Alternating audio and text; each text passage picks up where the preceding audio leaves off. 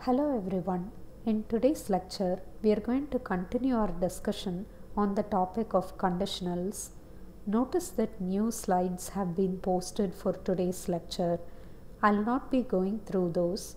Instead, I'll be covering two demo problems from the previous lecture slide deck. As part of the last video for today's lecture, I'll be doing a brief walkthrough as to how you can use the slide deck from today's lecture. Let's get started by going through problem number 3 from previous lecture worksheet.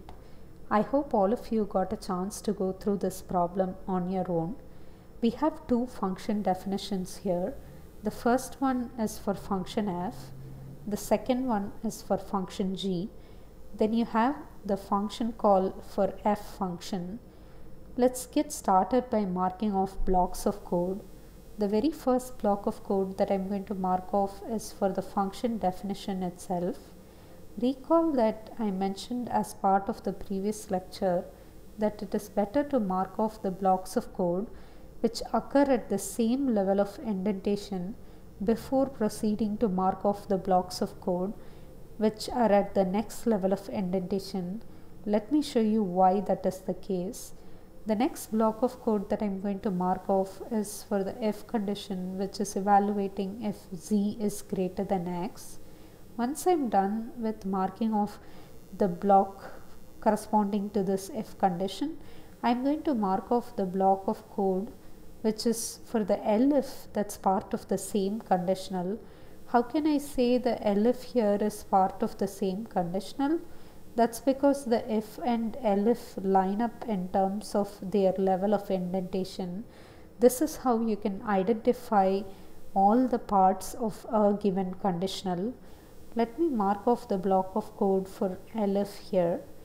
Before I proceed with marking off the blocks of code at the next level of indentation, I want to trace through part of the function call.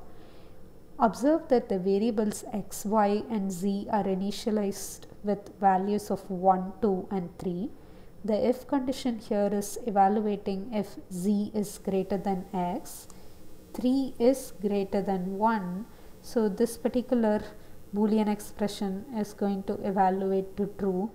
The key thing for you to remember with respect to conditionals is that as soon as you've encountered the Boolean expression which evaluates to true, you can skip evaluating the rest of the Boolean expressions. That's because the block of code associated with the particular branch which evaluated to true is going to be the only block of code that will be executed.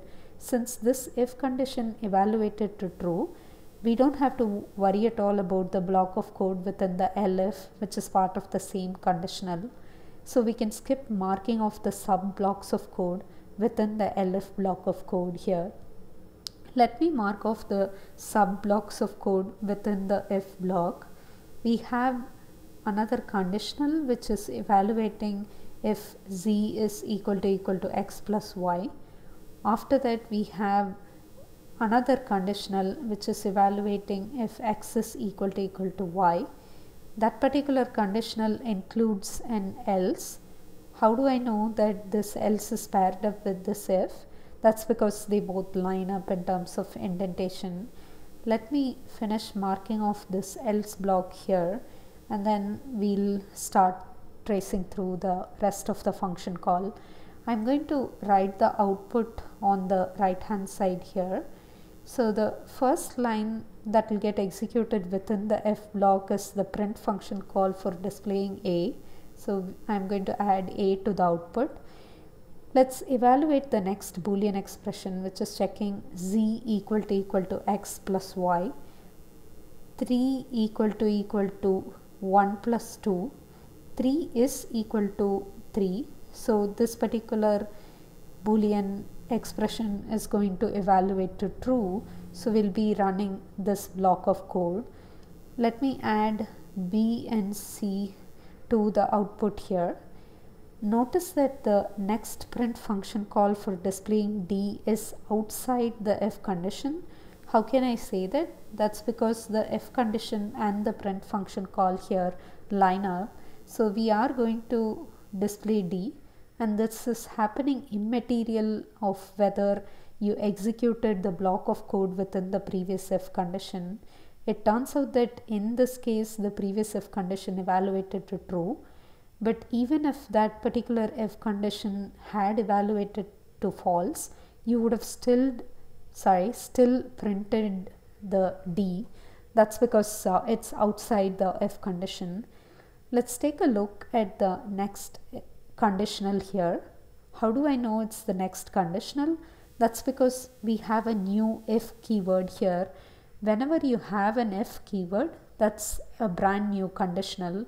So you should not confuse any parts of this conditional with the previous conditional which you just evaluated and executed.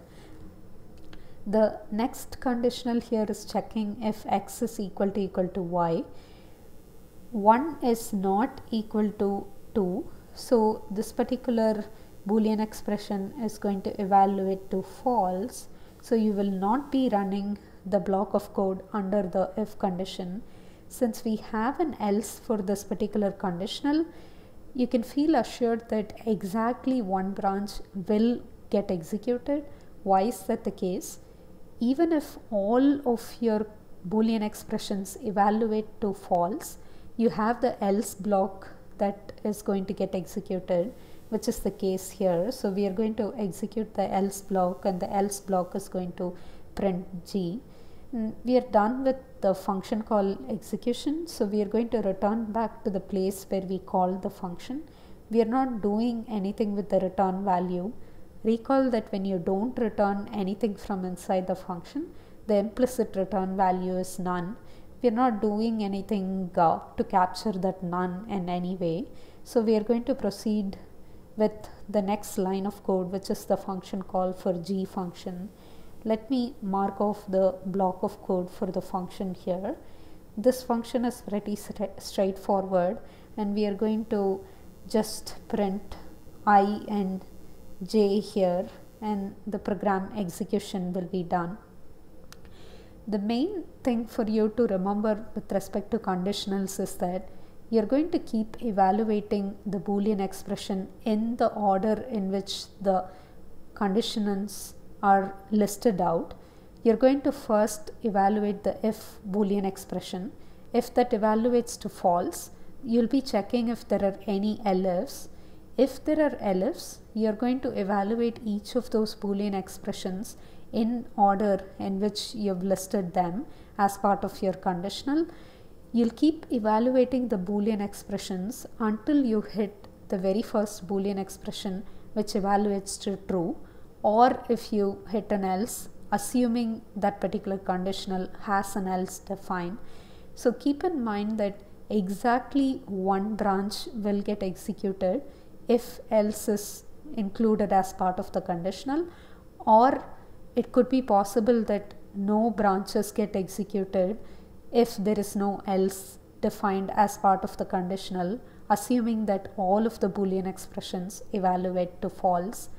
As soon as one of the expressions evaluate to true, you're not going to even evaluate the rest of the expressions which are included in the remaining elifs.